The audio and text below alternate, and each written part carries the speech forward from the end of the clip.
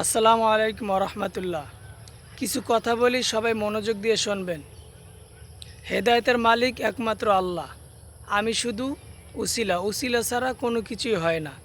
তো আমি এই ছেলেটাকে যে দেখতাছেন, যারা অনেক খারাপ মন্তব্য করতেছেন, এই সেই কখনোই খারাপ মন্তব্য করবেন না, কারণ জোর করে কোনো কিছুই হয় না।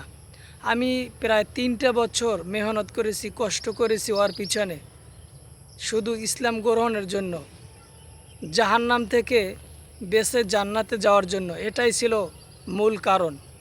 কিন্তু হেদায়েতের মালিক আল্লাহ। আমি অনেক চেষ্টা করেছি এই জন্য তাকে মুসলমান বানানোর কারণ হেদায়েত হচ্ছে আল্লাহর হাতে। আল্লাহ যদি হেদায়েত না দিত, এই ছেলেটা কখনোই মুসলমান হতে পারতো না।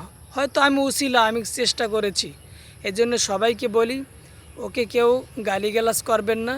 কোরআন আছে, রিসার্চ করে দেখুন কোনটা সত্য মিথ্যা, যাচাই বাছাই করে তারপরে খারাপ মন্তব্য করবেন। কেউই খারাপ মন্তব্য করবেন না। সবাই ভালো থাকেন, সুস্থ থাকেন।